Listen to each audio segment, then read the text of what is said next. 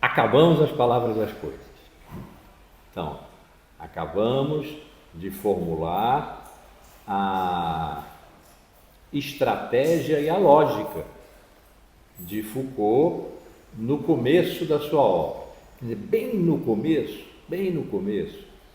década de 50, ele é de 26, portanto, 34, 30 e poucos anos. Né? Ele era psicólogo, né? Ele tinha estudado filosofia, mas ele era professor de psicologia e trabalhou muito com um psicólogo alemão, Binswanger, que eu escrevo aqui, não, W-A-N-G-E-R, Binswanger, que tinha uma leitura de Heidegger, de modo que ele teve, Foucault, uma passagem por Heidegger. Num livro bem mais tardio, ele vai dizer, para essa questão lá, havia dois caminhos, tal e o de Heidegger. E como é evidente, não era evidente, mas como é evidente, eu adotei o de Heidegger. E disse também que negociou com Heidegger, dialogou com Heidegger a vida inteira. E acho que a gente vai ver hoje em torno de que esse diálogo se deu, monólogo, porque Heidegger nunca dialogou com ele, provavelmente não o leu. Vamos, fecha já. Então, essa primeira fase, Foucault, aquele que a gente conhece bem, começou com a história da loucura na Idade Clássica, que foi a tese de doutorado dele.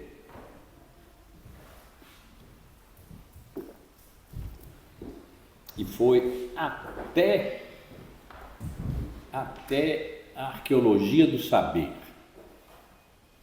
Então, a história da loucura na Idade Clássica, doença mental e psicologia, nascimento da clínica, as palavras e as coisas, e algumas coisas menores nesse trajeto, lidavam com o saber.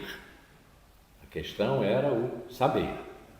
O subtítulo As Palavras e as Coisas, eu disse isso milhares de vezes aqui, mas vale a pena, é uma arqueologia das ciências humanas, das ciências humanas. E nós vimos, enquanto íamos acompanhando, descrevendo, sem grande exegese, que não era o caso. Vamos fazer isso na terceira parte, que começa na semana que vem. A Idade Clássica, né? Nós vimos ali, agora a linguagem ingressa no conhecimento. Representação era representação de um bloco de ideias por outro bloco de ideias, e a representação dessa representação, uma teoria dos signos que não aponta para o real, portanto não é uma ontologia, aponta para o conhecimento. Então a questão ali era o saber, sob que condições uma determinada época produz os discursos que a caracterizam e a diferenciam de todas as outras, nem para bem nem para mal, para a diferença. O jogo de identidades e diferenças entre as diversas épocas. O que ele estava interessado em encontrar aí, portanto, eram as condições de possibilidade de pensar e dizer da época que ele estava analisando. A isso ele chamou também de a priori histórico. A priori significa o que não depende de nenhuma experiência, que, portanto, não recorre ao real, ao lá fora. Isso é típico de uma das correntes de pensamento que na Idade Média ganharam um enorme vulto, né? O realismo e o nominalismo, que foram formulados pela primeira vez de maneira assim, mais explícita num diálogo de Platão, o Crátilo, em que a pergunta era se as palavras eram os nomes das coisas ou eram mera convenção. Se fossem os nomes das coisas, então uma ontologia, quer dizer, uma relação do que as coisas são, do ser das coisas, o ser dos entes. Vimos em Heidegger como é essa passagem, né, do ser para o ser dos entes. O ser dos entes se expressava num nome que lhe pertencia. Se fosse mera convenção, os sofistas tinham razão e tudo se passava na linguagem, porque não havia verdade. Num caso há verdade, evidentemente. No outro caso, no realismo, que Platão não chamou assim. E no outro caso, no que depois veio se chamar nominalismo, mera convenção, portanto, tudo à ordem da linguagem, e a ordem da linguagem é do convencimento, é da retórica, é da oratória, é do poder. Há um fragmento de Parmênides, que é curioso que seja de Parmênides, porque o final desse diálogo do Crátido, Sócrates diz: nós não vamos conseguir chegar a uma conclusão sobre a natureza da linguagem, diríamos nós hoje, enquanto não decidirmos se quem tem razão é Heráclito, que diz que tudo flui, e se tudo fluir, uma palavra nunca chega a tempo de nomear uma coisa, porque a coisa já mudou, né? E nesse caso, os sofistas têm razão e a linguagem se faz por mera convenção. Como ele considerava que Heráclito era o mestre dos sofistas, se essa posição ganhasse, Platão perderia, porque obviamente ele defende a posição contrária. Se Parmênides tiver razão, e tudo é estável, tudo é o que é, e ser é eterno, imóvel, imutável, é uno, eterno, imóvel, imutável, isso está em Parmênides, em posições diferentes, mas no mesmo correr de 17 ou 27 versos, né? Então daí se tirou essa ideia de que Parmênides teria definido ser como uno, eterno, imóvel, imutável. Se Parmênides tiver razão, então o nome é o nome da coisa. Pronto. No século XI, essa questão voltou. E Rosselino de Compiègne dizia que as palavras eram puras emissões vocais, flatus vocis, ele chamava, emissão vocal. Não tinha, portanto, nenhuma relação com as coisas. E, consequentemente, uma ontologia, que seria uma teoria das coisas, que implica a verdade. Uma teoria implica a verdade, né? Não haveria. E Guilherme de Champeau dizia o contrário, que o sentido das coisas, ou seja, os universais, assim passaram a ser chamados, os universais de linguagem, as palavras, os universais do pensamento, os conceitos, eram inerentes às coisas, na medida em que primeiro tinham estado na mente de Deus, que cria as coisas sabendo o nome delas, evidentemente, né? Então, ante rem, antes da coisa, a palavra é o universal por excelência, na mente de Deus. Como Deus cria as coisas tal qual Ele as pensa, os universais estão também nas coisas, in re. Portanto, o nome de uma coisa expressa a essência dessa coisa. E, consequentemente, depois da coisa, post-rem, que é onde o conhecimento interfere. Quando se diz que uma coisa é tal, seja por um conceito, ou se dá nome à coisa, está se dizendo a verdade dessa coisa. Essa é que é a qualificação que na Idade Média houve e que se atribui como definição da verdade a Santo Tomás. Não é bem assim, mas sim, Santo Tomás usou até a frase: adequação da coisa ao intelecto e do intelecto à coisa. Por quê? Porque está no intelecto o universal que está na coisa, como antes da coisa esteve em Deus. É linear e totalmente compreensível. Essa foi a corrente que ganhou, porque, é claro, a teologia conduz quase em linha reta a essa visão realista.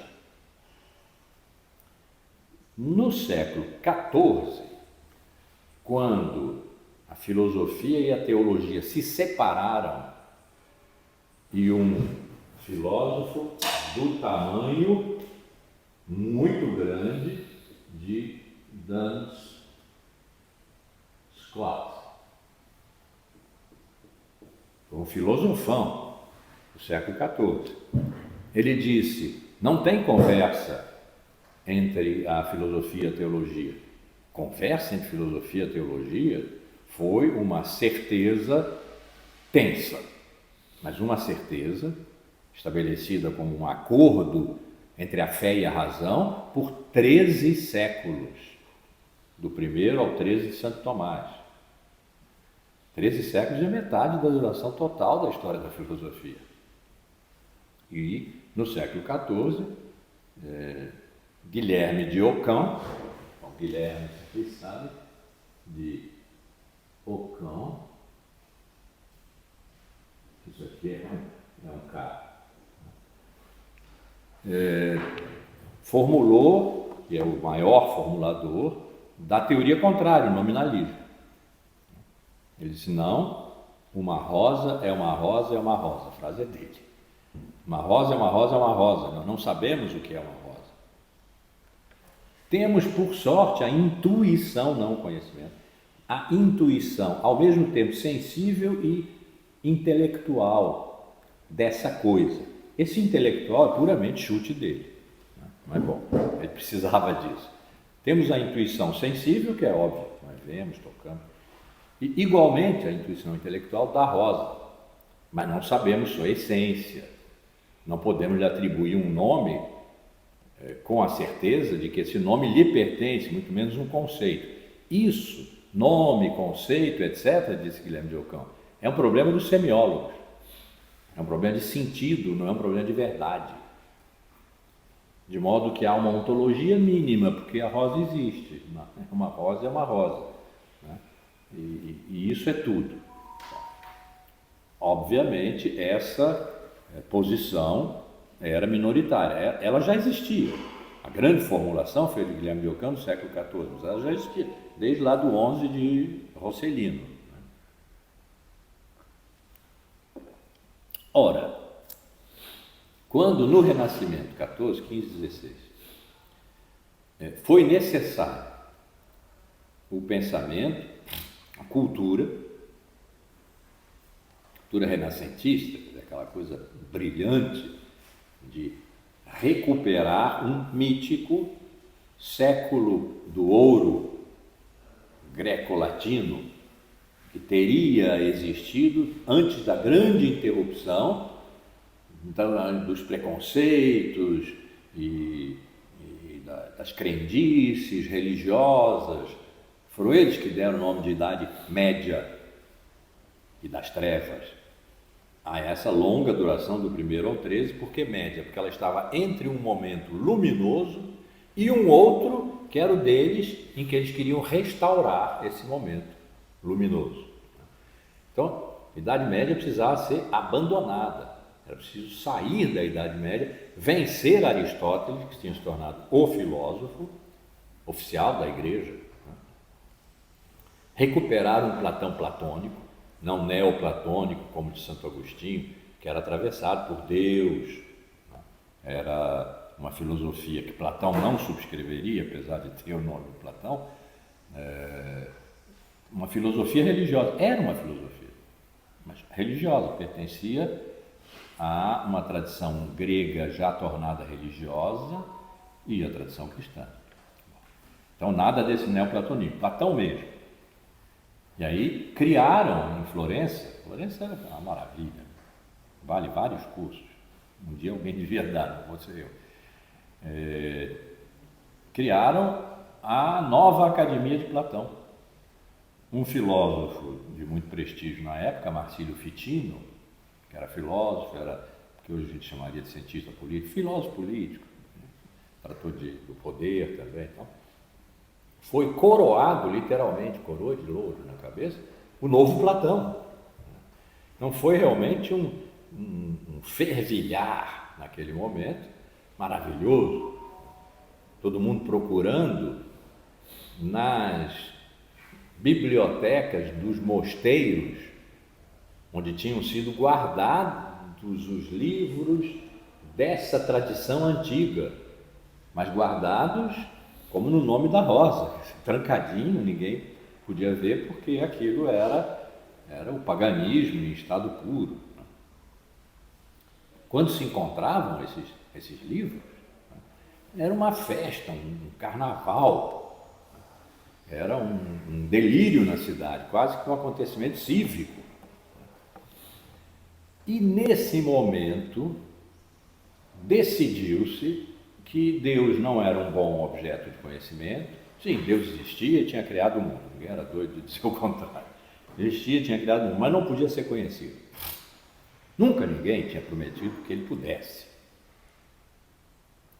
A Idade Média não prometeu isso. A teologia era toda negativa. Nós somos imperfeitos, Deus só pode ser perfeito. Nós somos mortais, Deus só pode ser imortal. Era assim, né? Porque o conhecimento de Deus é impossível pela mente finita do homem, claro, todo mundo sabia.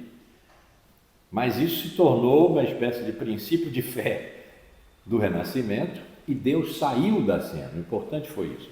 Deus saiu da cena do pensamento. Isso quer dizer, a teologia foi se esvaindo, uma vez que o seu referente, mesmo que não fosse um objeto de conhecimento, que era Deus, desapareceu da preocupação do pensamento renascentista.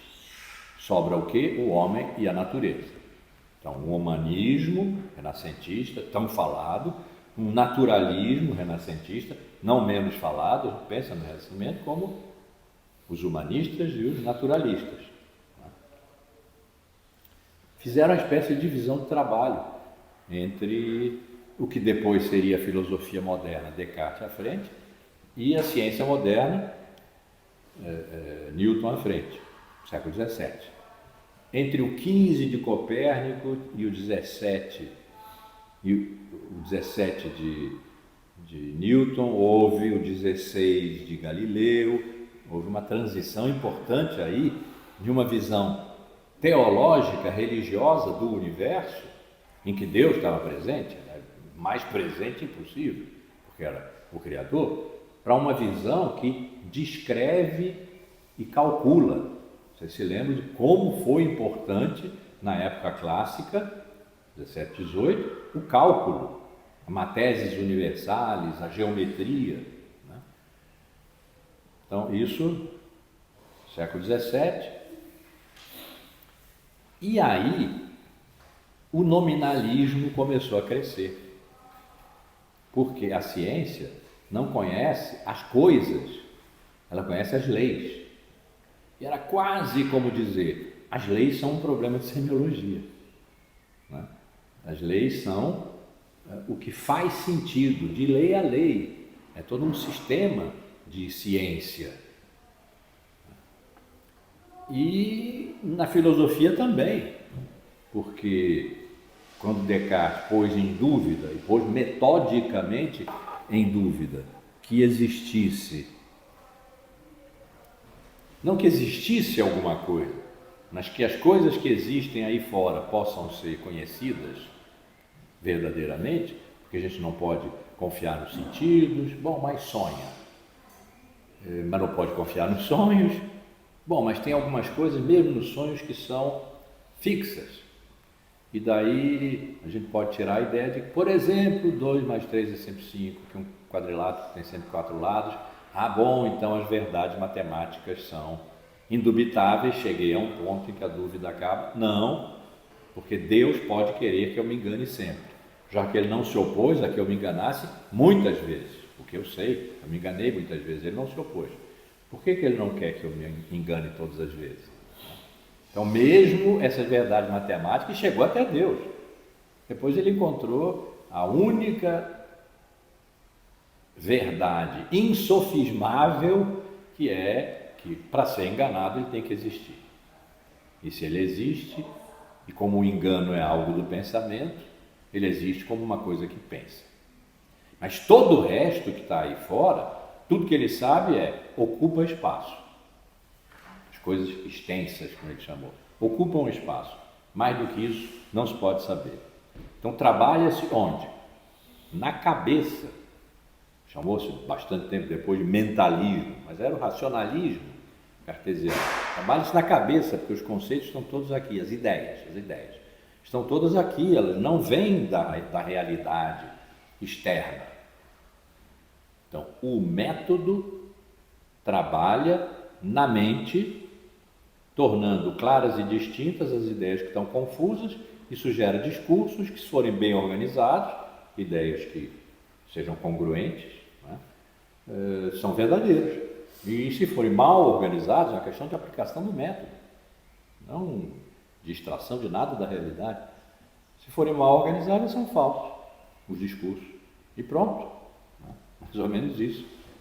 E isso é um início de vitória do nominalismo. Tudo se passa nos discursos, na linguagem que entrou finalmente no plano do conhecimento, não está mais, voltando a Foucault, nas coisas como marcas que Deus pôs nelas, as semelhanças, né? E nominalismo progredindo, e sobretudo nas ciências, filosofia, ciências correndo ali lado a lado, e as ciências passando à frente, Kant, que foi o último dos modernos do 17 e 18, ainda tentando salvar a filosofia do galope frenético das ciências, mas no século XIX as ciências ganharam, porque elas provam. E as ciências se comportam como linguagens, não tem ontologia nas ciências.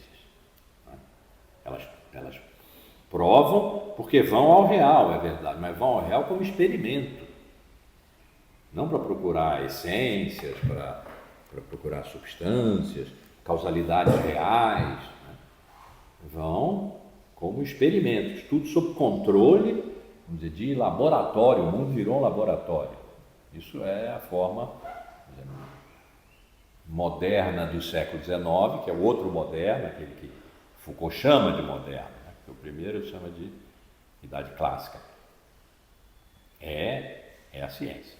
Ora, o estruturalismo do qual Foucault nasceu é profundamente nominalista.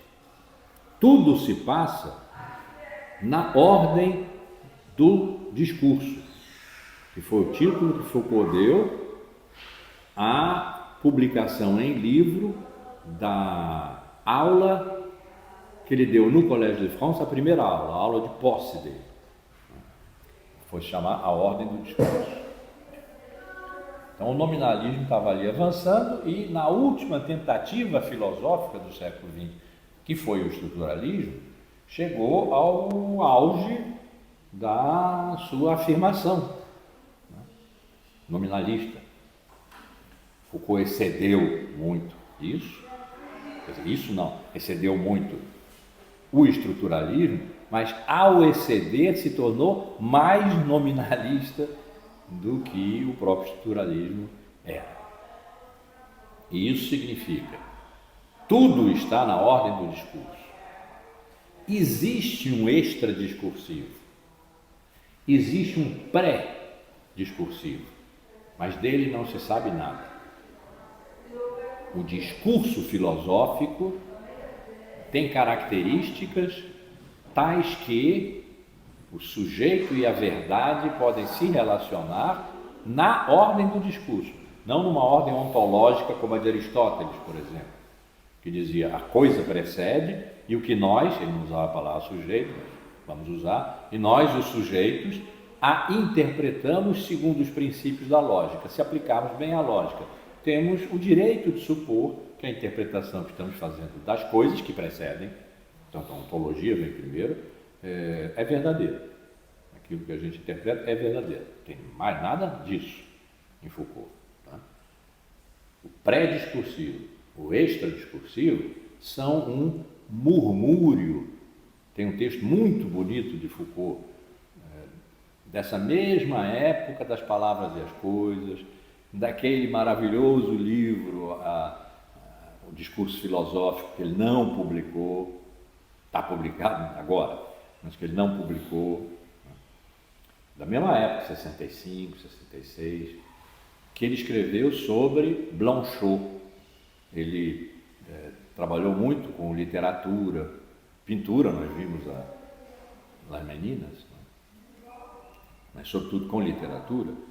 E Blanchot,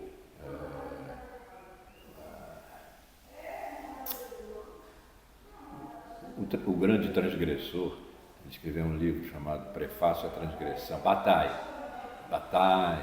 Rousseau.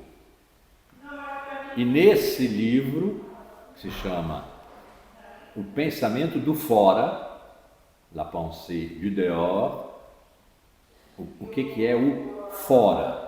É o extradiscursivo, que é um murmúrio, né? E aí tem, é muito bonito, vale a pena ser lido. É um murmúrio que está nas beiradas do discurso filosófico, mas não pode entrar. É meu objetivo estratégico, como eu já disse aqui, abrir uma frestazinha da janela da casa do discurso filosófico e deixar que entre, depois fechar, só para criar um pequeno caos. E aí a referência, naturalmente, está sendo Nietzsche. Pequeno caos, sem o qual a gente não chega debaixo da estrela que dança, fica na secura nominalista, que, enfim, foi uma opção que eu fiz também contra o meu profundo inconsciente realista. Eu, quando fiz minha tese de doutorado, eu fiz explicitamente, expliquei porque ali, como se devesse explicações, né, que eu ia fazer uma opção nominalista, porque o realismo daquela época, estou falando de que 80, 74, 75, era muito reducionista. Era o tempo que a gente dizia, tudo é política, tudo é isso, tudo é aquilo. Né? Então, as diferenças eram abolidas, fui para o nominalismo. Tá bem. E aí me mantive com sofrimento. Então, um pouco por vingança, eu quero deixar entrar um pouquinho desse fora, desse dehors, desse murmúrio. Não estou desautorizado, me parece, por Foucault, porque nas Palavras e as Coisas ele disse que nós podemos comparar um bloco de ideias com o outro para saber se um está representando o outro, nós precisamos comparar. Para comparar, nós temos que usar as semelhanças. As ideias são semelhantes entre si, mas nós só podemos saber isso não na ordem da representação, mas na ordem das semelhanças. Aquela episteme, aquela época que ele tinha encerrado. Ele deixou chegar para morder ali o calcanhar da representação. Então, eu acho que eu posso fazer a mesma coisa aqui, né? Mas é um ensaio que vale muito a pena ser lido, porque faz uma pequena exceção, não desenvolvida depois, a esse extradiscursivo, pré-discursivo. Porque para o discurso filosófico, tudo se passa dentro da estrutura do conhecimento, das condições de pensar e dizer numa época. Isso não tem a ver com nada da ordem da polis, da natureza ou do que for. Tem a ver com os discursos. Mais nominalista é impossível.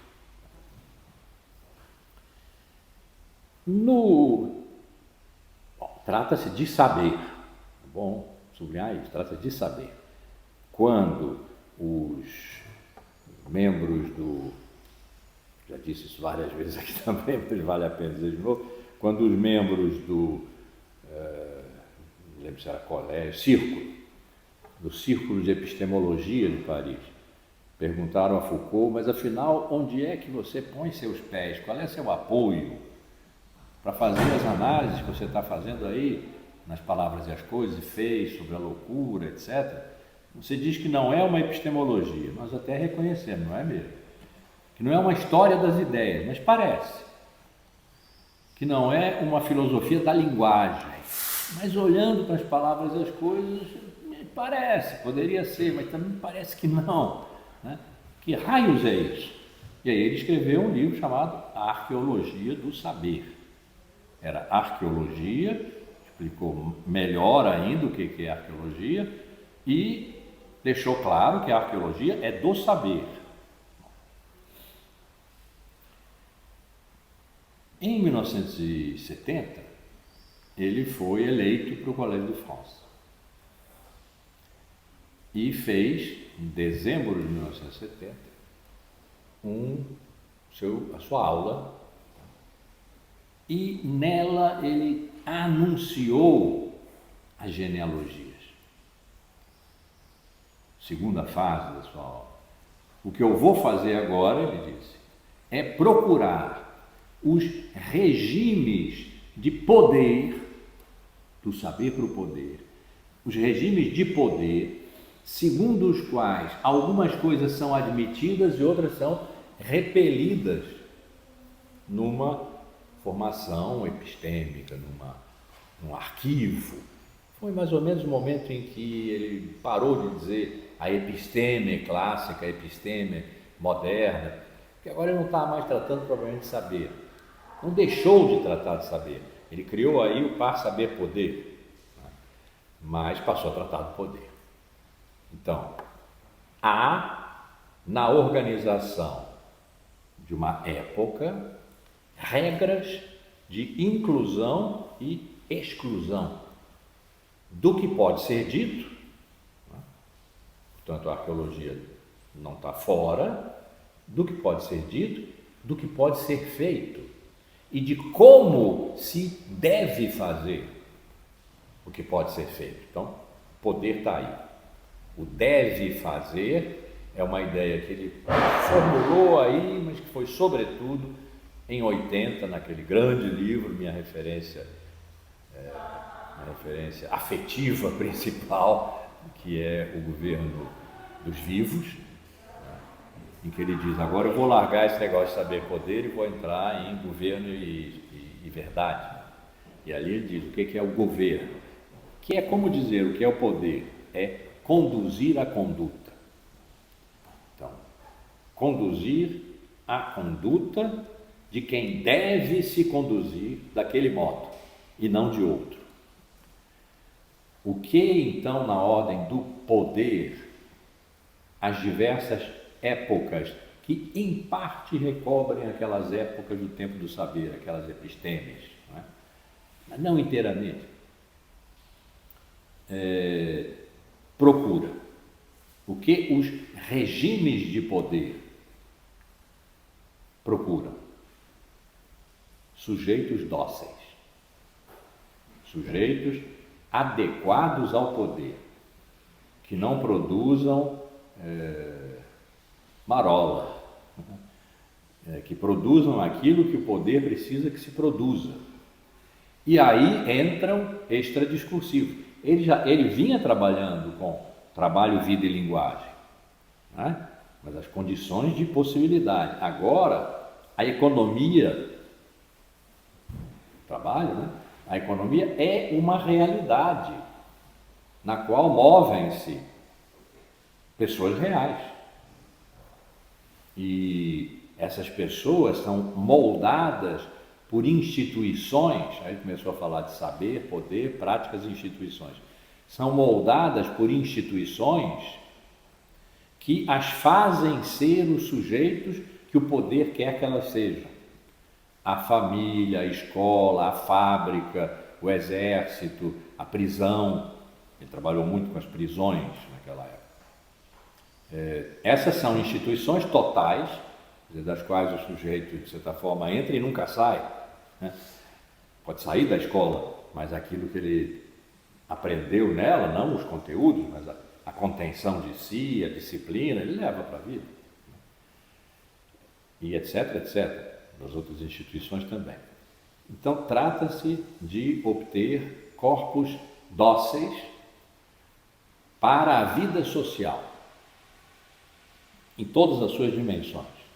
Aí entra demografia, entra geografia, entra economia, entra política, né? Que são análises que ele faz nessa época genealógica. Qual é a grande diferença entre a época arqueológica e a genealógica? Porque na genealógica ele não parou, ele não deixou de tratar de saber. Mas a ótica, o foco é poder. O que ele quer? Nas genealogias que ele faz, arqueologia e genealogia são os nomes que ele dá para dizer, eu estou fazendo história. Eu só não quero usar a palavra história porque ela está inteiramente contaminada pela visão século XIX de história, que no fim do século XIX Nietzsche condenou, chamou de historicismo, excesso de história, que é causa e efeito, portanto objetividade, neutralidade, ciência. Isso não serve para a vida, isso é Nietzsche, isso não serve para a vida e o que não serve para a vida não serve para nada. Então ele condenou o excesso de história, o historicismo, e o que Foucault no fundo está dizendo e eu concordo com Nietzsche, não vou dizer que estou fazendo aqui uma história, mas vou dar nomes históricos. Genealogia é uma história, arqueologia é uma história, mas não tem aquela relação de causa e efeito, pelo contrário, elas são descontínuas. Nas arqueologias, de repente, se descobre que um extrato desabou sobre o outro, há ali uma descontinuidade. Bem, o que ele quer na genealogia?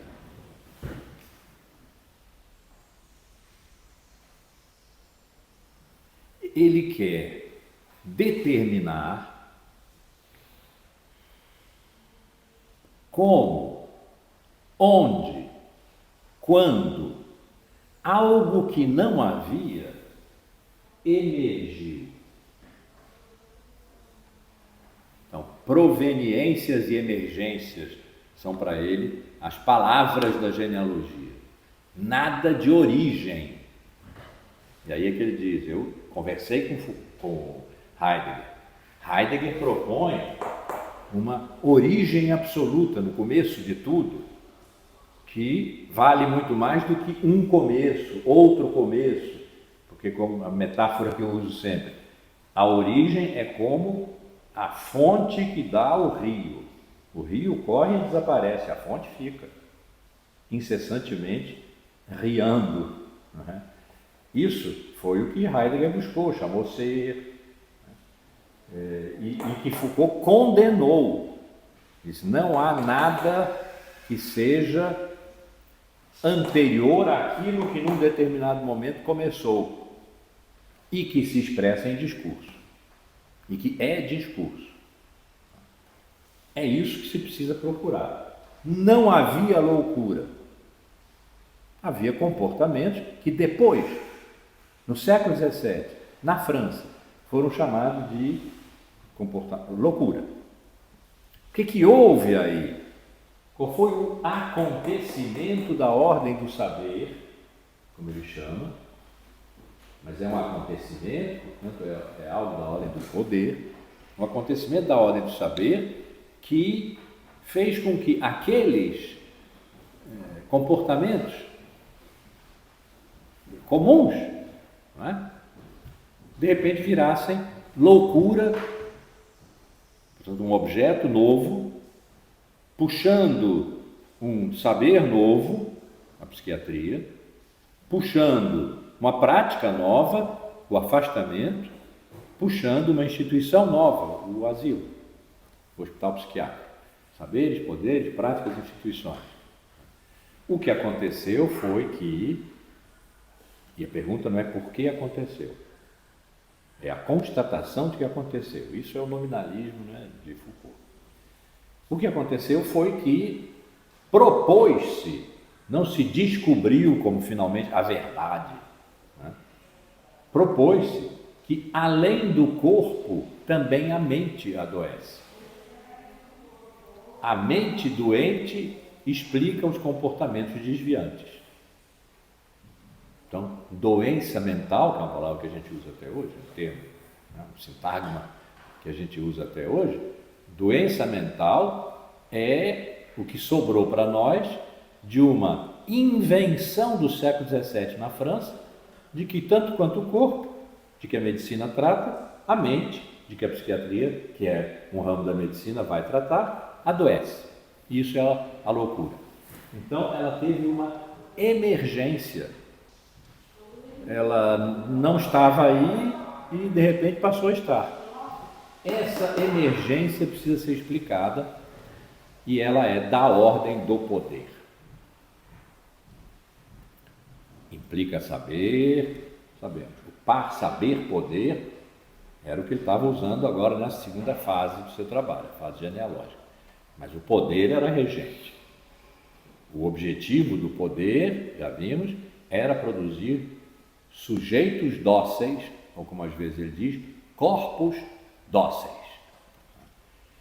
E assim como se podem descrever arqueologicamente as épocas, segundo as condições de possibilidade de pensar e dizer, também se podem descrever épocas segundo os modos de conduzir a conduta, portanto, de produzir sujeitos, de cada uma. Produzir sujeitos. O poder não é um mal intrinsecamente. O poder é produtivo, ele tem uma positividade. Essa ideia de positividade já estava nas palavras e as coisas, vai ser cada vez mais desenvolvida. O poder tem uma positividade, ele produz sujeito, ele produz regimes de subjetividade, de subjetivação. E nós podemos descrever esses diversos, não sei como é que eu estou, aqui eu fico na frente, esses diversos regimes de poder. O primeiro de que ele tratou, que mais ou menos corresponde àquele das semelhanças, talvez recuando um pouco mais para o final da Idade Média do que o renascimento das semelhanças, né? É da soberania.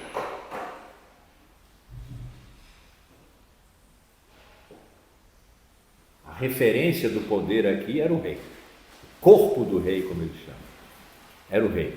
O rei tinha o poder de vida e morte, e esse poder é que determinava sujeitos, que naturalmente as pessoas querem viver, não querem morrer, né? Então, a deixarem que sua conduta seja conduzida pela vontade do rei era positivamente um modo de, docilizando-se a essa vontade, viver como um sujeito nessa época. Então, em Vigiar e Punir, o grande livro dele,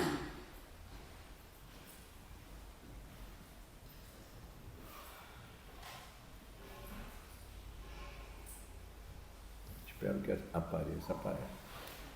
Vigiar e Punir, que é o grande livro dele da fase genealógica, como As Palavras e as Coisas, o grande livro da fase arqueológica, não que não tivesse havido outros.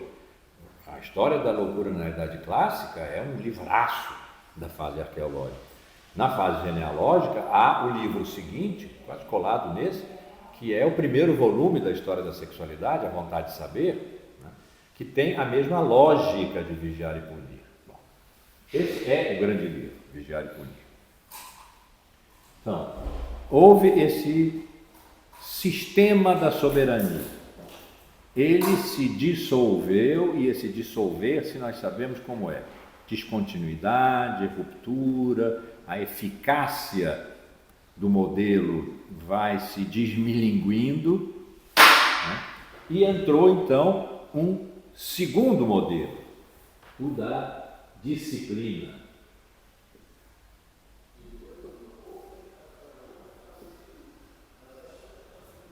esse é o que tem o panóptico famoso. O panóptico ficou ruim. Tem o panóptico como referência. O que era o panóptico? Isso foi retirado de Bentham, acho que no curso do semestre passado. Se alguém está assistindo aqui e aqui, por favor me perdoe, porque eu acho que eu retirei de Hobbes. Não tem nada a ver. Hobbes é o Leviatã, é o panóptico de Jeremy Bentham, que era, e Foucault aproveitou para sua genealogia, era uma construção circular em que uma só pessoa girando tinha a possibilidade de vigiar aqueles que em torno estavam presos, todas as celas sendo transparentes, né? Ele podia colocar, quadrilhar, né, em cada cela e verificar os bons e os maus comportamentos e vigiar e punir segundo bons e maus comportamentos, de modo que o panóptico é um modelo alegórico, mas que nesse sentido funcionaria em todas as instituições, a vigilância e a punição, e com isso a produção de corpos dóceis, de sujeitos dóceis.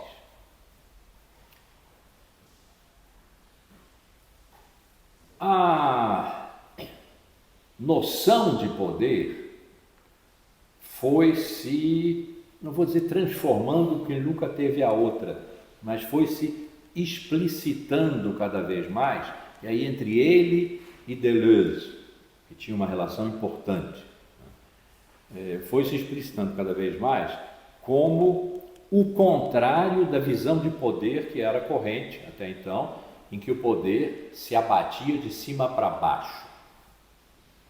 Lá em cima o soberano, aqui embaixo o rebanho, nós.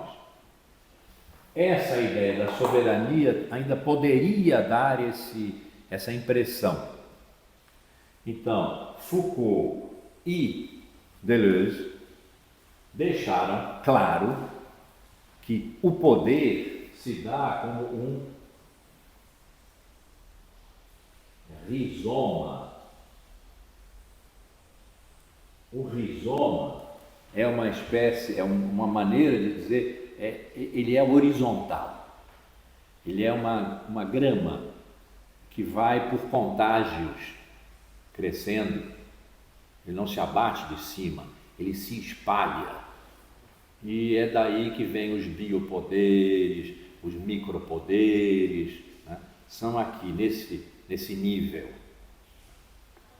E foi pela grande extensão da ideia de que os micropoderes dessa ordem rizomática estavam em toda parte, que depois levou os críticos de Foucault a dizerem, olha, ele estendeu o poder de tal maneira que não tem mais lugar para a existência, e foi por isso que ele parou de escrever. E o segundo volume da História da Sexualidade, né, não está saindo, já faz 7 anos, faz 8 anos, saiu no 9.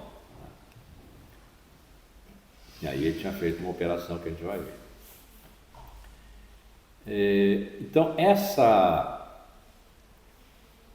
vontade de saber, que é o título do primeiro volume da História da Sexualidade, já tinha tratado da loucura, da doença, do conhecimento, agora do poder, em todas as suas facetas, se concentrou muito nas prisões, e agora vai lidar com o poder, com o saber, na ordem do poder. Vontade de saber, primeiro volume da História da Sexualidade. Na ordem do poder significa o quê? Ele agora vai tratar do sexo. Então, a loucura, a doença, o conhecimento, o poder, o sexo. Escolhas dele. Ao contrário do que existe na matemática, que existem 7 problemas que precisam ser resolvidos, e uma pessoa pode se dedicar a vida inteira ao problema 5, na filosofia isso não existe. Na filosofia, como os grandes sistemas lá na Grécia, até podia existir. Depois de Nietzsche não tem mais. Então ele escolheu aquilo que o afetava. E em relação à sexualidade, que é o dispositivo de poder em que o sexo aparece como prática a ser controlada. Então, a sexualidade não é a mesma coisa que o sexo. A sexualidade é um dispositivo de poder que determina o que o sexo pode ser, ou seja, que conduz às condutas sexuais. Esse dispositivo de poder, que é a sexualidade, tinha na época em que Foucault escreveu A Vontade de Verdade, uma característica de repressão. Freud desenvolveu isso abundantemente, não era só Freud, o pensamento psi em geral, e não era só o pensamento psi, desde o século XIX, né? Havia essa noção do mau sexo. Então, a homossexualidade, o hermafroditismo, ele tem um pequeno livro, Os Hermafroditas, né? que é a reunião de alguns artigos que ele escreveu, né? Herculine B, aliás, que era homem, que era mulher e tal. Então, todas as aberrações sexuais eram objeto de uma repressão. E o próprio sexo era objeto de uma repressão que fazia com que ele fosse mais falado do que realizado. Então, num divã de analista, não se pratica o sexo, fala-se sobre ele. E isso, quando depois ele fez um grande recuo histórico, que é o que vai acontecer na terceira fase, né? Ele foi até a pastoral cristã, em que o sexo, Santo Agostinho inventou a libido e transformou o corpo em carne, e a carne é o lugar do pecado. Então, o pecado da carne, que é o sexo, precisa ser confessado para poder ser perdoado. Foi aí que ele disse: nós somos animais de confissão, bête de confession, né? Na pastoral cristã. Então, em geral, os dispositivos diferentes em cada época de sexualidade são repressivos em relação aos atos de sexo. E, na Vontade de Saber, Foucault se opôs a isso. Ele destruiu o que ele chamou a hipótese repressiva, para mostrar que a repressão tem sua positividade na medida em que ela produz sujeitos que se comportam de um modo tal que uma erótica entra em cena para determinar o que pode ser um sujeito. E aí, nessa hora, ele teve que dar um recuo lá para Sócrates, para o diálogo Alcibíades, em que se tratou de amor e sexo, e dos estoicos do século III, estoicos, epicuristas, sobretudo os estoicos, depois os cínicos, em que ele ficou um tempão, porque eram os que praticavam sexo em público, porque o sexo era natural, não podia ser reprimido pelas leis da cidade, é poder, né? E aí ele verificou que o Ocidente era regido, aí o Ocidente já foi lá atrás, né? Não é mais idade clássica e moderna. Tinha sido sempre regido por uma ciência sexual. Portanto, um saber do sexo, que é um saber submetido ao dispositivo tem para Foucault o sentido de relações de saber-poder, né? Em que o poder é regente. Um dispositivo de sexualidade diferente daquele dos orientais, por exemplo, que se comportavam nas suas práticas sexuais segundo uma arte erótica. Então havia uma arte erótica oriental e uma ciência sexual ocidental. Depois ele abandonou essa comparação e disse, não, são culturas muito diferentes, não dá para fazer isso. Mas é muito boa a comparação, né? Então, a hipótese repressiva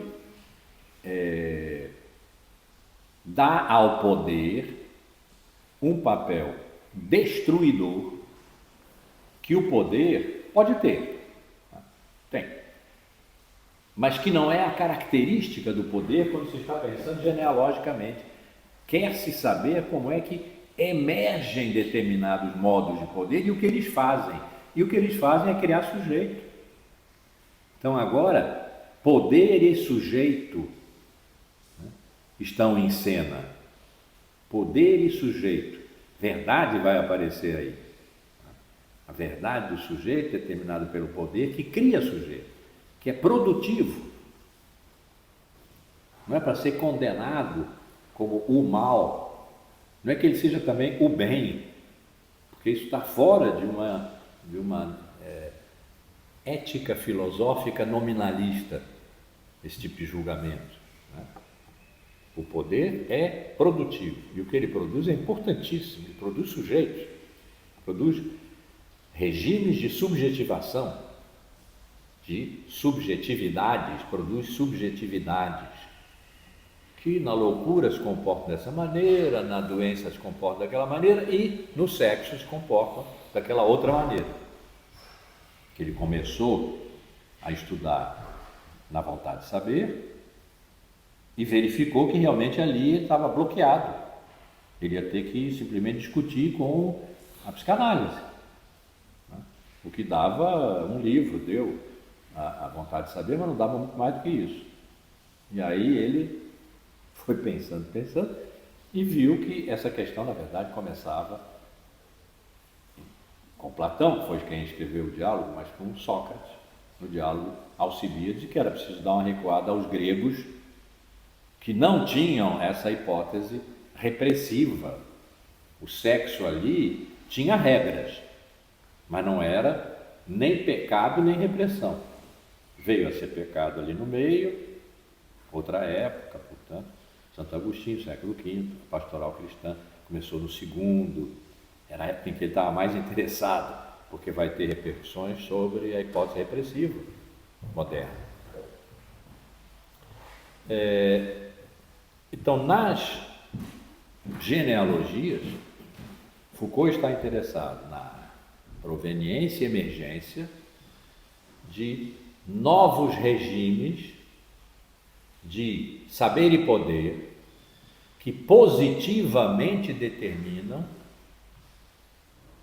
segundo o dispositivo de cada época. Dispositivo está mais ou menos naquela posição da ordem na arqueologia, né? Tinha que se descobrir que ordem regia. Agora tem que se descobrir que dispositivo dispõe as pessoas a aceitarem que sua conduta seja conduzida. E aceitarem, portanto, ser corpos dóceis, sujeitos dóceis. Ele analisou soberania, disciplina, indicou o que depois Deleuze desenvolveu como o controle, que é a disciplina interiorizada, não precisa mais ser exercida por sistemas de poder, a gente já se comporta como é esperado que nos comportemos, e na nossa época atual, a vigilância. Mas isso Foucault deixou algumas coisas, mas não desenvolveu as análises. Bem. Ele retorna então ao vigiar e punir.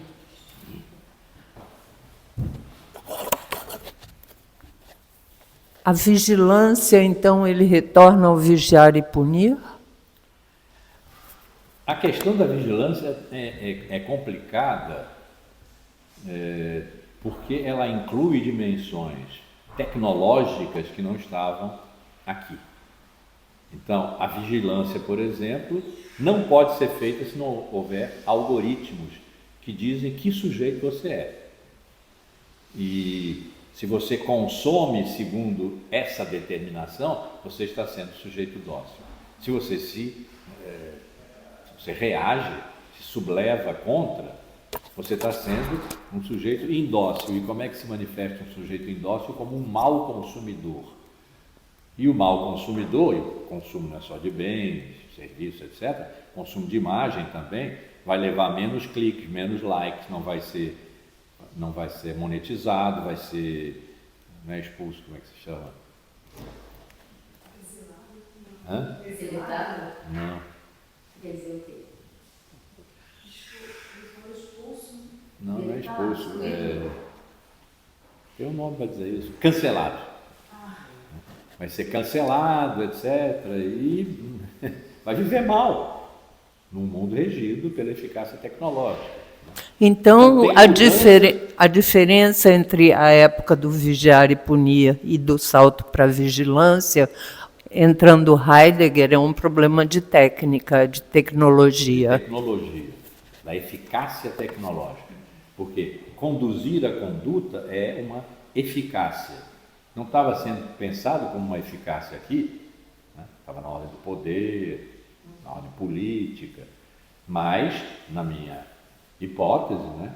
Ali na década de 40, começou-se a pensar e agir diferentemente das relações de saber-poder que tinham sido instituídas até então. Passou-se a agir, ou seja, a ter sua conduta conduzida na ordem da eficácia. Fazer eficaz é progressivamente global. E ele cria sujeito, que não é um sujeito, vamos dizer assim, de si, mas é um sujeito de mercado. Por mercado aqui entram as big techs, entra tudo isso, né? Que seria a forma de governo, vamos ver governo na próxima aula, seria a forma de governo da nossa atualidade. Não esvaziando, mas empobrecendo significativamente a substância ética dos sujeitos. Mas aí substância ética, essa parte toda já é a terceira fase.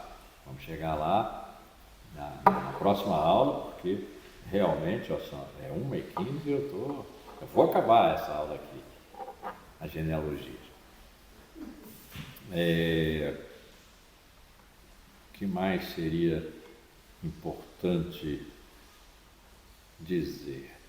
Bom, essas genealogias, conhecer não as origens, porque isso vai dar uma história total, como a de Heidegger. Aliás, a de Heidegger, que foi com quem Foucault lutou. Com quem? Prefiro não dizer contra quem, porque ele soube da grandeza do Heidegger, da incontornabilidade dele no pensamento da sua época. Mas, por exemplo, num artigo chamado Nietzsche, a genealogia e a história, a primeira coisa que ele faz é dizer: Nietzsche não procurou origens. Apesar do primeiro livro de Nietzsche chamar A Origem da Obra de Arte, a origem da obra de arte na época da música, teve vários títulos, né? Que é a origem da tragédia. A origem da tragédia. Estivesse procurando uma origem enorme que decaiu. E toda a história é a narrativa dessa decadência, até a história do niilismo. Mas ele disse, não. Ele usa palavras, ele cita as palavras que ele usa, uma das quais só pode ser traduzida como origem. Ursprung, U-R-S-P-R-U-N-G. Ursprung. Só pode ser traduzida como origem. Essa é a palavra em alemão para dizer origem. Mas tem outras, Anstehung, Anfang, quer dizer, começo, basicamente começo. Né? Quando Nietzsche usou essas palavras, no mais das vezes as usou de maneira irônica. Né? Então eu vejo muito aí Foucault, que foi um Nietzscheano, que no livro não publicado, Discurso Filosófico, disse, no mesmo momento em que ele tinha escrito discurso filosófico é um ano depois de ter publicado As Palavras e as Coisas. Nas Palavras e as Coisas ele disse, olha, o cara é Descartes. Nós estamos pensando no regime de Descartes. No discurso filosófico ele disse, nós temos que aprender a pensar depois de Nietzsche. Então, pensar hoje, isso significa diagnóstico, basicamente diagnóstico, né? Que Nietzsche foi o primeiro filósofo a dizer que o que legitima a filosofia é diagnosticar e curar. E curar.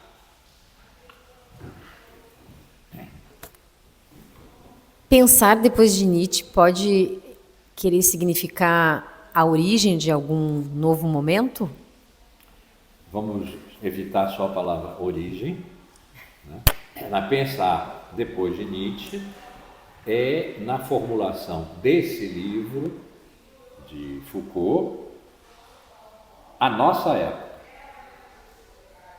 que possivelmente então já não é o moderno do século XIX com aquela história que Nietzsche condenou.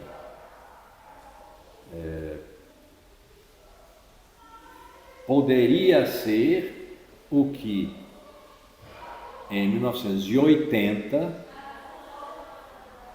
portanto 4, 5 anos depois das Palavras e as Coisas e do discurso filosófico, ele inaugurou e fez até o fim da vida, que foi 84, foram 4 anos, mas 5 cursos maravilhosos.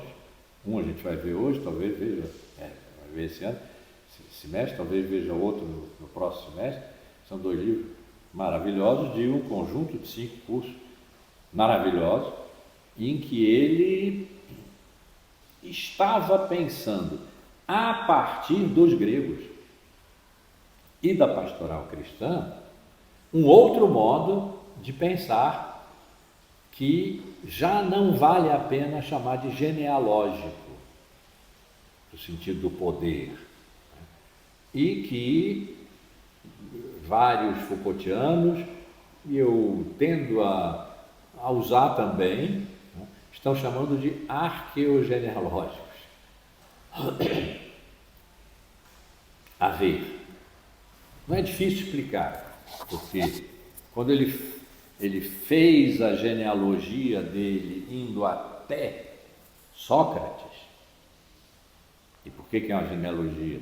Ele está pensando ali em que condições emergiram sistemas de sexualidade, dispositivos, que determinaram os modos do sexo, segundo uma ciência sexual, que é própria do Ocidente, tal que os estoicos, os epicuristas também, mas ele concentra nos estoicos, trabalharam o sexo segundo determinadas regras de boa conveniência. Eu já dei esse exemplo aqui, mas acho engraçado, né? Qual é a boa hora para o sexo? É algumas horas depois do jantar, porque aí você está forte, porque jantou, mas a digestão já foi feita, então não vai interferir na atividade sexual. Então, assim, e passando por determinações de higiene, de economia doméstica, né? Várias dimensões aí de que os estoicos, no seu trabalho, que nós vamos ver, de si sobre si, do cuidado de si, seria aquela outra coisa de Sócrates, que não era o conheça-se a si mesmo, conhece-te a ti mesmo, do qual Platão, Aristóteles tiraram que a filosofia devia ser, então, sistema de conhecimento. Aquelas escolas, o estoicismo, o epicurismo, o ceticismo, o cinismo, foram pela outra vertente socrática, que constituiria uma espécie de resposta à pergunta que Sócrates não cessou de fazer a quem se aproximava dele para aprender com ele. Mas só um instante, você está cuidando de si? Então, o cuidado de si, os sistemas de cuidar de si, as técnicas de cuidado, né, determinavam, entre outras coisas, uma erótica, que é o que vai interessar ele, mas ele vai falar também da econômica, das outras dimensões, né, que estavam todas ligadas ali.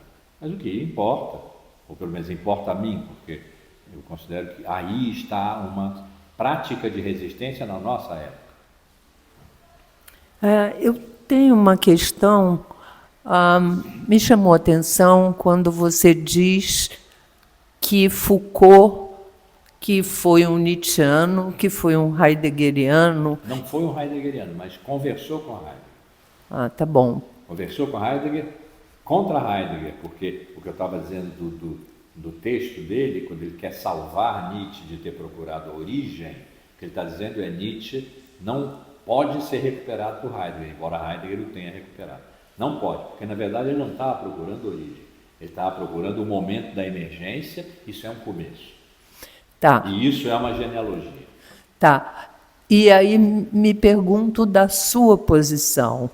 Você é um Foucaultiano, você usa o Foucault como uma caixa de ferramentas e a sua posição, você está lutando com Foucault. Com quem que você está lutando? Tá. A pergunta quanto a Foucault já vimos, Nietzsche, lutar com Heidegger, etc. E eu? A pergunta da Teresa é essa. E eu? Eu sou um Foucaultiano, eu uso Foucault como uma caixa de ferramentas e valorizo muito o fim da sentença que o pessoal não costuma usar. Ele diz, eu quero ser usado como uma caixa de ferramentas. Aproximem-se, peguem aquela que lhes interessa e se afastem. E isso significa que 60 anos depois das Palavras e as Coisas, eu, para ser Foucaultiano, pode ser que seja obrigado a lutar com Foucault. Nunca conta. Lutar com Foucault. Pode ser. Em que é que aparece isso? Na minha estratégia prospectiva, porque eu não tenho isso desenvolvido, estou aos pouquinhos, à medida que vou falando nos congressos e tal, colocando de cada vez uma coisa, eu tenho como prospectiva meter um pouco de realismo no nominalismo Foucaultiano. Né? Então vamos dizer, nós temos essa sala aqui, essa sala é o discurso filosófico, ela tem uma janela e uma porta. Vamos dizer que a porta estivesse fechada, a janela está.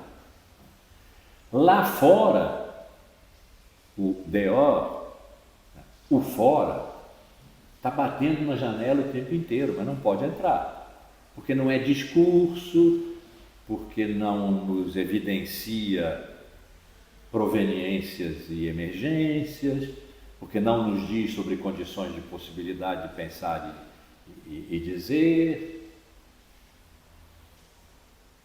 Mas será que não poderia nos fazer algum bem nesse ar rarefeito do nominalismo? Então o que eu quero fazer?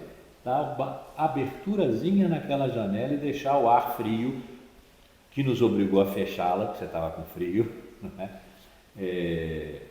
Entrar. Depois fecho. E na outra ponta, ali na ponta da porta, no discurso filosófico, Foucault comparou o discurso filosófico com o científico, o literário, o religioso e o cotidiano. Sempre segundo aquela estrutura eu aqui agora, que constitui o cerne do discurso filosófico. Sempre é um eu situado espaço-temporalmente. Portanto, o que ele está dizendo com isso? Não há universais. Sempre um eu aqui agora. O eu, sobretudo, dos outros discursos é defeituoso. Ele trata melhor o discurso cotidiano do que os outros. O discurso literário também merece algum respeito. Né? Não é que ele seja desrespeitoso com os outros, mas com o cotidiano, que é o que me interessa. Vocês se lembram que desde 2016 eu estou querendo trazer a filosofia para junto das vidas comuns, etc. Então o cotidiano me interessa. O que tem o cotidiano de muito diferente do filosófico? Não é tanto o eu, é o que se diz. E o que é que se diz? É a fofoca, é o rumor, né? É o murmúrio, é o boato. Tudo isso está num sistema que é o sistema de verdade do cotidiano. E hoje, então, nós temos farto material, né? Todos os fakes aí são da ordem do cotidiano. E temos que analisar isso. Então, eu gostaria, da minha estratégia prospectiva, porque pode ser que eu não faça isso, de abrir aquela porta e deixar um pouquinho do rumor, do boato entrar. Por quê? Porque não é verdade, para mim, que o discurso filosófico se sustente sem as fake news, por exemplo. Porque elas fazem parte da nossa vida. Se o discurso filosófico quisesse abster disso, ele estará fazendo uma asepsia que o torna inválido para a vida. Aí um filósofo pode dizer, bom, mas a filosofia não tem que ser válida para a vida. Tem, digo eu, tem, porque a filosofia que não é válida para a vida é aquela que lida com os universais. Esses sim, os universais não precisam servir para nada. Eles estão todos dentro da filosofia e é de escola para escola que se conversa. Quando não tem mais isso, onde é que a filosofia bate? É na vida. Nietzsche soube disso.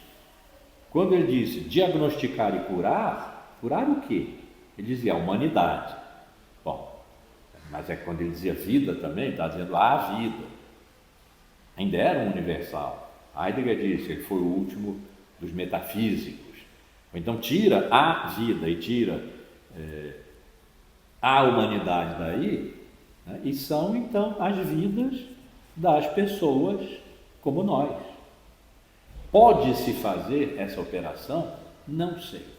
Pode-se fazer essa operação e continuar sendo Foucaultiano, lutando com Foucault, que quem sabe se tivesse vivido até agora não achasse ruim. Achasse ruim a repetição, a exegese que se faz dele, mas não essa discreta inovação. O que eu quero? Seria legítimo Deixar entrar um ar que não pertence ao rarefeito e difícil de respirar ar nominalista da filosofia de Foucault, deixar entrar um ar, vamos chamar de realista, para ele fazer um pequeno caos, pequeno redemoinho aqui, não é para destruir nada, pequeno redemoinho, depois fechar tudo e vamos lidar com isso, porque aí vai ter que aparecer corpo, por exemplo. O sexo que é determinado pelos dispositivos de sexualidade, fora daqui, é uma realidade. Se a gente deixa entrar, o que acontece? Eu progressivamente estou, quer dizer, aperfeiçoando, mas não sei, modificando, né, uma intuição forte que eu tenho de que, como as mulheres foram rigorosamente afastadas dos regimes de saber, eu dei o exemplo das bruxas, né, na Idade Média, e dos regimes de poder, não preciso exemplificar, né, quem quis se meter nisso morreu na fogueira, que foi Joana d'Arc, algumas outras, que as mulheres possam ter conservado uma erótica que talvez não seja a ciência sexual que os homens manipularam e manejaram em regimes, dispositivos que Foucault estudou lá desde os gregos, né? E que, portanto, que eu tenho chamado de erótica de resistência, seja não um feminismo nem o feminino, isso não cabe aqui, mas seja uma explicitação discursiva que leva em consideração um fora em que mulheres reais estão e que conservaram e precisam botar para dentro uma erótica diferente da política, ou seja, da genealogia e da arqueologia, uma erótica que pode resistir ao achatamento, que não é uma exclusão, não é um esvaziamento. Eu já usei esvaziamento, mas meus colegas já me chamaram a atenção de que é perigoso isso. Então não é um esvaziamento da substância ética do sujeito de desejo de verdade, mas é um enfraquecimento, um empobrecimento a tal ponto que o sujeito de desejo de verdade fica sendo um sujeito de vontade de consumo. Não é a mesma coisa. Onde é que se pode aqui fazer um combate a isso, reconhecendo que isto tem uma positividade, está criando os sujeitos que nós somos. Progressivamente, nos cursos da graduação, em que a segunda parte dos trabalhos, na segunda parte, as alunas e alunos têm que se colocar, eles leram um texto, resumiram. Já sei então o que eles entenderam. Agora eu quero saber quem essas pessoas que leram são. Elas têm que falar de si, em conexão com o texto ou fora dele, o que tocou. E isso vai longe, vai falar mal do pai, do namorado, a mudança de gênero, né? Vai longe. E o que eu tenho percebido é que essas pessoas estão cada vez mais envolvidas com viverem nas redes, portanto, na ordem do consumo de imagem, que é a ordem da vontade de consumir, né? O consumo de imagem, mas quando eles leem o segundo texto que eu mando ler, que é o Baudrillard, a precessão dos simulacros, eles entendem que aquilo não é bem uma coisa boa. Não vão dizer também que é má, alguns dizem mesmo, eu me sinto bem aqui. No entanto, verifico que isso tem uma influência sobre a minha vida que pode ser prejudicial. Daqui a uns 2 ou 3 anos, talvez essa ressalva não seja mais feita. E o que terá acontecido então é que positivamente, porque não adianta a gente ser ressentido ou reativo em relação a isso, é a positividade da nossa época, é que nós somos mais velhos e não embarcamos nessa com tanta facilidade. A dependência que eu tenho dessa maquininha que está me filmando aqui é muito grande.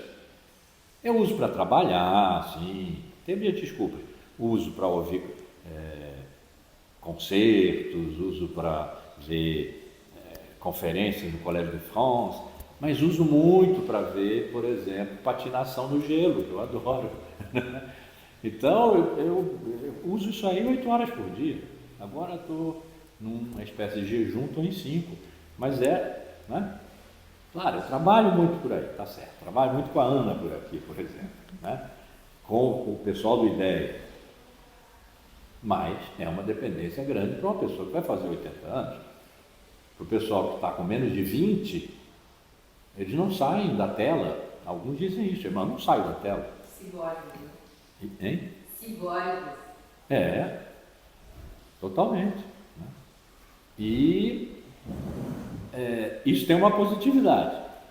Agora, nós temos que lutar em cada época, né, o dispositivo de poder que teve sempre e sempre tem, por objetivo, a formação de sujeitos dóceis, que é mais dócil do que o sujeito que se submete a uma vontade de consumo, quando até agora ele vinha se constituindo diferentemente e até mais fragilmente nos últimos tempos, como sujeito de desejo de verdade, que era fortíssimo lá nos gregos.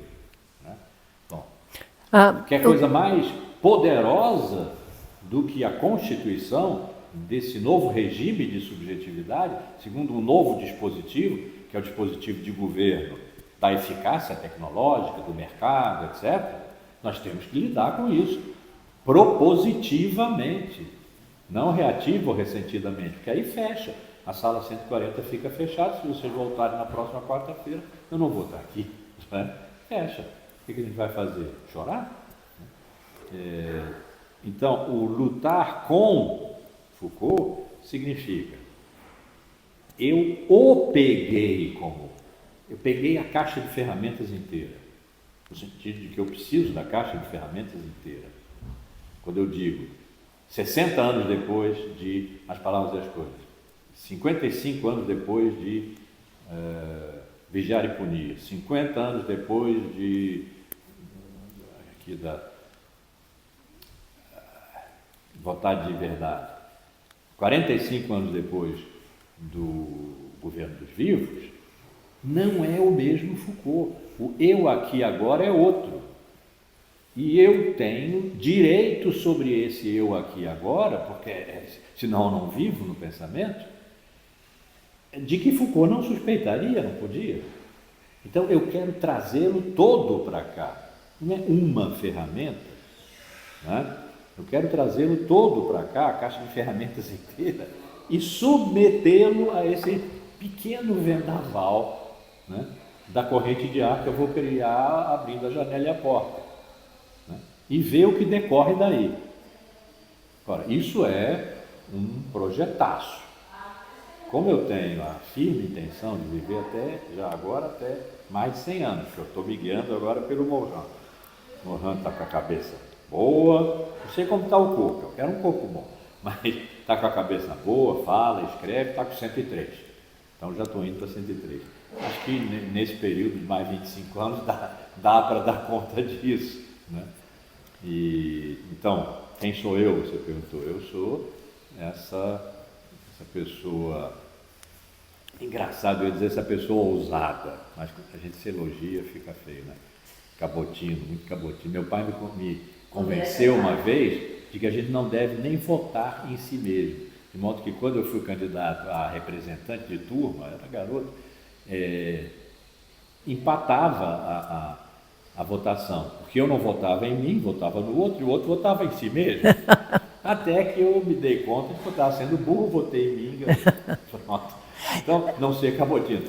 Mas agora, lá em Mendoza, uma doutoranda da SEND, da SFERCO, me fez uma entrevista lá para o site dela, uma coisa qualquer que ela tem. E ela disse, você falou uma coisa que me interessou muito, é que você não quer continuar fazendo as exegeses de Foucault, que é o que normalmente se faz. Você quer pensar a partir de Foucault e com ele. Eu disse, porque um poeta de que até eu não gosto tanto assim, Ezra Pound, disse que os artistas, aí eu incluo os filósofos, nós somos artistas, né? Não somos cientistas, e Heidegger e Nietzsche já disseram, eu preciso da arte para não morrer da verdade, Nietzsche, e passo para o poeta porque o filósofo não dá mais conta, né? Então, os artistas, incluindo nós, podem ser criadores, repetidores e diluidores. Diluidor, ninguém sério é. Eu não quero ser um repetidor, porque Foucault fez melhor do que nós, por que eu vou repetir? Claro, fazer a exegese de textos complexos, que se forem compreendidos de uma maneira que é nossa, nos dão insumos importantes, isso é preciso ser feito. E, no fundo, é o que a gente está fazendo. Eu não fiz exegese das palavras e as coisas, mas vou fazer da hermenêutica do sujeito. Agora, criar significa se pôr num regime de paridade, embora a gente seja muito menor, mas eu tenho a absoluta convicção de que os grandes precisam dos pequenos, ou não emergem, né? Menor, sim, mas em paridade com aquele com que se está trabalhando, aquele com que se está lutando e que se está seguindo, mas tendo se afastado. E depois afastem-se, tendo se afastado. Então, é o que eu gostaria de fazer. Eu sei que é ousado, porque a probabilidade de conseguir isso é baixíssima. E ousado e arrogante. Você me conhece há tempo, a Ana me conhece há tempo, você me conhece há algum tempo. Eu não sou uma pessoa arrogante, mas sou uma pessoa apaixonada e entusiasmada. E quando a gente se entusiasma demais, corre o risco de ficar um pouco arrogante, né? De querer demais. Nesse momento eu talvez esteja querendo demais. Depois vou ganhando uma certa humildade à medida que eu não consiga fazer certas coisas, mas consiga outras. Seria legítimo pensar nessa sua trajetória? Obviamente, você tem que fazer a exegese para poder usar bem as ferramentas que estão na caixa. Se você não souber usar aquelas ferramentas, você não chega a lugar nenhum. Nem abro a caixa. Então, seria legítimo pensar na tua trajetória como usando a caixa de ferramentas do Foucault através da exegese do Foucault, no caminho pregresso, valorizando muito as irrupções tecnológicas como marcos de virada que incrementam tudo isso, para chegar no tal buraco nietzschiano que leve a algo. Seria possível conceber esse teu movimento, digamos, nesse sentido? Pergunta mega complexa da Tereza. Vou repetir aqui para o pessoal do Zoom. Se seria possível, ela está interessada no meu percurso. Se seria possível pensar que eu, trazendo Foucault, e precisando fazer a exegese dele, porque senão eu não consigo nem abrir a caixa. Eu quero todas as ferramentas. Na hora de eu abrir a caixa, eu não vou usar todas, mas eu quero poder ver quais estão lá dentro, quais eu posso usar, né? Por isso, eu tenho que fazer a exegese dos textos que nós vamos estar usando. Se seria correto dizer que esse meu caminho, em que eu valorizo muito as emergências tecnológicas, ela usou adequadamente a termo emergência,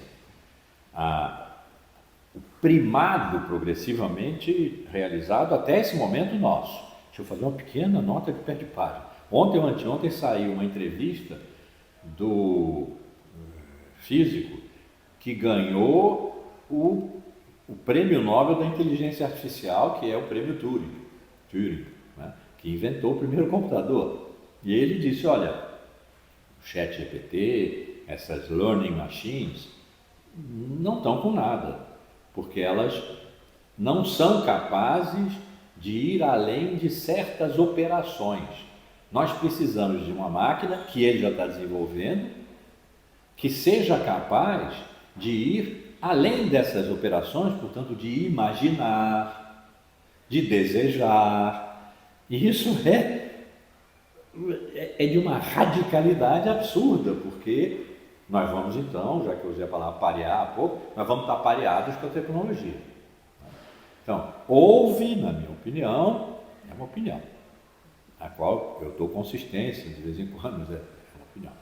Na década de 40, houve a emergência de um novo paradigma, que é o tecnológico, a bomba atômica, as câmaras de gás, e de lá para cá, isso progrediu de tal maneira que a verdade pôde ser abolida, época da pós-verdade, que nós nos encontramos e tal. Se, usando Foucault como caixa de ferramentas, e com esse pequeno vendaval que eu quero produzir, etc., e tendo em vista a emergência desses regimes tecnológicos, que a gente poderia chamar de dispositivos tecnológicos, né? A que eu dou tanto valor, a que eu tenho falado disso há anos. Se esse poderia ser um caminho para encontrar, acho que quase ninguém estava aqui, acho que a Lilian estava, o Celso Franco estava, não sei, pouca gente estava. Há 2 anos atrás, quando eu comecei a perguntar aos meus mestres o que eu faço agora, perguntei a Nietzsche, encontrei numa carta, a Ana encontrou em alemão, numa carta de Nietzsche a um amigo dele, dizendo: eu ainda não perdi as esperanças, ainda não desesperei, foi o verbo que ele usou, de encontrar a passagem, a saída que me leve ao buraco através do qual eu chegue ao algo. Ao algo, ele substantivou. Se esse caminho que eu projetei aqui, um pouco arrogantemente, poderia ser para chegar ao algo. Aí não sei, Teresa, porque eu não sei se nesse momento, passando por Heidegger, passando por Nietzsche, em Heidegger tendo encontrado um algo que aparentemente era Deus, já só um Deus nos poderá salvar, né? Aquela entrevista, a última que ele deu, só foi publicada depois da morte dele, é complicado. E o ser como um absoluto, eu tenho certeza que eu não quero chegar lá.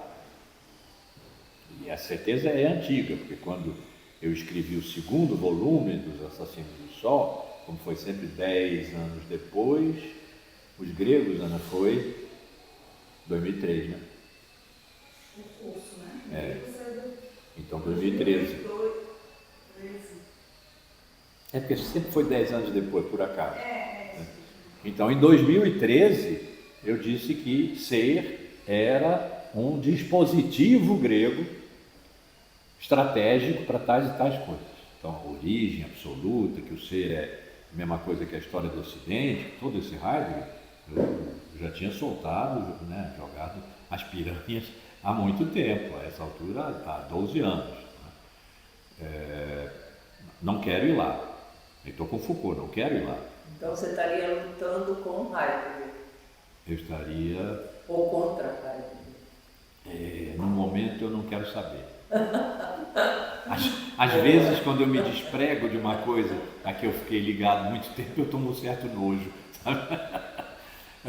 Por enquanto não quero saber. Depois que eu tiver lutado suficientemente com Foucault, deixa eu dizer aqui, com Foucault, significa, não tinha de pé de palha de novo. Eu já fiz uma, mas voltei para o texto, né? Outra. Na Bíblia, Antigo Testamento, há um momento em que Jacó, depois de ter vendido comprado a primogenitura, que se passava pelo filho mais velho e o irmão mais velho dele, Esaú, vendeu a Jacó a primogenitura, os direitos da primogenitura, por um prato de lentilhas. E depois ficou, naturalmente, muito aborrecido e perseguiu Jacó por todas as partes. E Jacó chegou a um rio.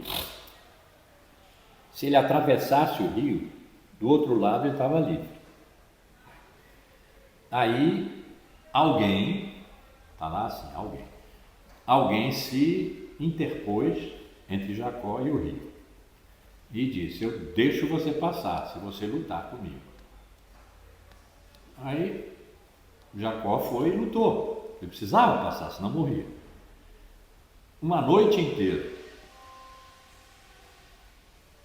Ninguém venceu a rigor. Aquelas forças eram equipotentes, que é estranho assim, eram equipotentes. Quando a manhã raiou, aquele disse: você pode passar, você lutou bem. E fez um entorce assim na perna de Jacó para dizer, afinal de contas, eu ganhei essa luta, e ficou coxo pelo resto da vida. Mas Passou. Ele diz, mas eu não sei o seu nome. Tá bom, eu vou passar, mas eu quero saber com quem eu lutei. Aí ele disse, seu nome é Jacó, mas a partir de agora será Israel, que significa aquele que lutou com Deus. Aquele era um anjo, né? Aquele que lutou com Deus. Aí ele passou. Não que Foucault seja Deus, mas quando eu digo lutar com Foucault, eu estou supondo que além existe um rio. Eu preciso passar esse rio para continuar a pensar. Nesse momento, Foucault se antepõe entre mim e o rio. Essa anteposição é benigna. Eu já li a Bíblia, eu sei que ele vai me deixar passar, né? É benigna, mas é difícil, eu vou ficar coxo. Então, essa luta não é para vencer, é para empatar. Eu vou perder, evidentemente, mas aí não tem nada, já vou estar tão velho que nem vou mais dar bola para isso.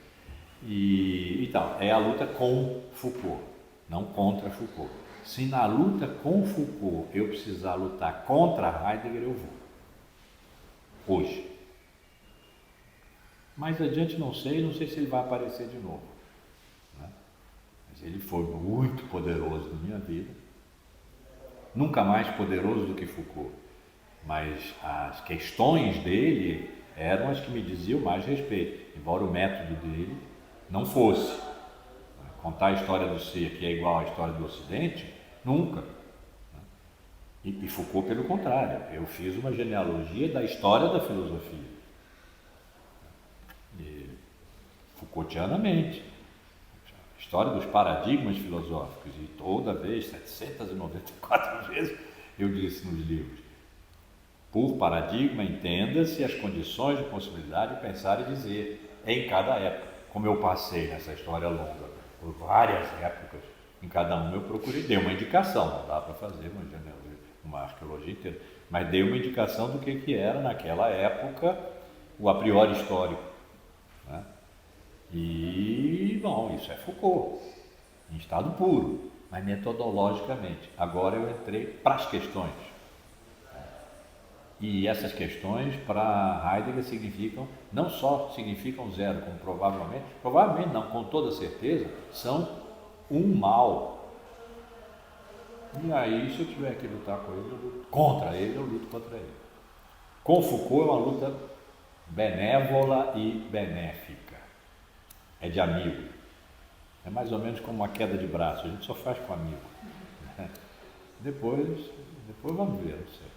Mas não há a menor dúvida, quem está aqui está vendo, quem está aqui está vendo, quem está ali está vendo, que eu estou muito entusiasmado. E é como eu gosto de ser, entusiasmado, apaixonado. De vez em quando me decepciono.